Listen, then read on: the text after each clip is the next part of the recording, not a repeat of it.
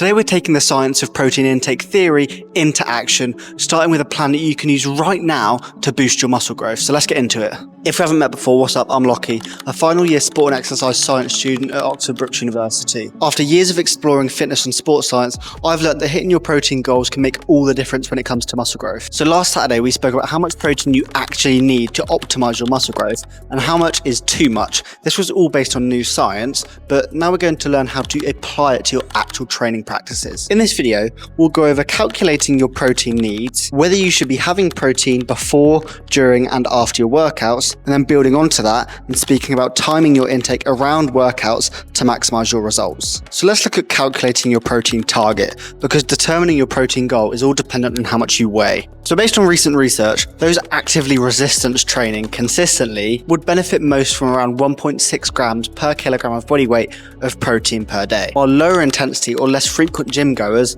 may only need up to 1.2 or 1.3 grams per kilogram of body weight per day. So as you can see, I'm around 81 kilos, and that means because I consistently resistance train, I can probably only benefit up to 130 grams of protein per day. But if I didn't consistently resistance train and I only took part occasionally in physical activity, I would probably only benefit from up to 100 grams of protein per day. So I wouldn't really be missing out on much if I took any more than that. So I'm going to quickly pop this table up to show you how much protein you should be going for based on the weight you are and whether you actively train or only partake in physical activity occasionally. You might want to pause to find your weight and corresponding protein, but let's move on to the next section. Right, so let's talk about protein timing and whether you should have it before, during or after your workout. So the general consensus should be that you limit your protein intake close to your workouts, so potentially up to 2 hours before you train. You should definitely not be having protein during your workout, and I'll explain why later. And the best time to have your protein is anytime after your session. So my first point was that you shouldn't be having protein relatively close to your workout, and that's because basic thermodynamics. If you have protein significantly close to your workout and you are low on carbs, for example, or you run out of carbs as your primary energy source through your workout, you're going to then start burning protein/fat. It's a bit of a grey area for which one's used first, but that's the general consensus. So obviously you do not want that. Now this can be negated by making sure you're constantly fueled up on carbohydrates. So by the time you get to your session, you won't really burn through all your carbs, but it's very low possibility that you will not burn through all of your glycogen stores. So that's a very important one. So the next point was that you shouldn't be having protein during your workout. And a big thing is people often say, like my previous point, is because you can burn through your carbohydrates and then begin to use protein as your energy source. But also, you don't want your blood flow to be going anywhere else than the muscles you're training.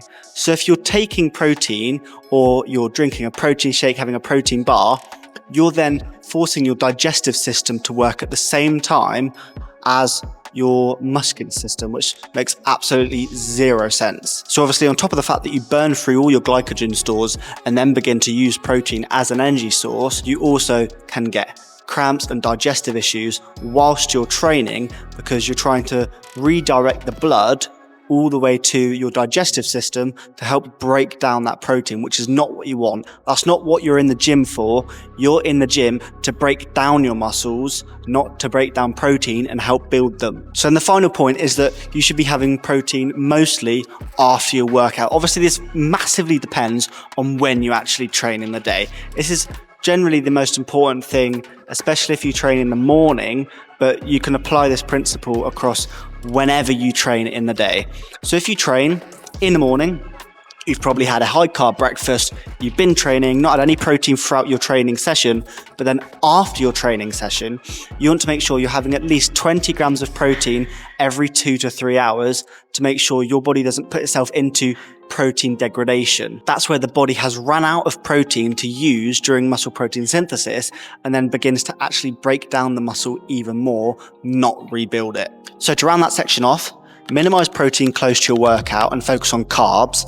Do not have any protein during your workout, but then focus on having protein for the majority after your workout is complete. So timing your protein intake around your workouts can boost your results, helping to promote muscle growth and repair. But what do I actually recommend you have as your protein sources before, not during, but after as well? So for my general recommendation of a pre-workout protein source, I wouldn't have anything too high in calories or too high in protein, and note that you should already be fully fueled with carbohydrates. So taking all of that into account, you want to have this no later than 2 hours before your workout to make sure you have full digestion and you're able to use the carbohydrates you've previously consumed as your primary energy source.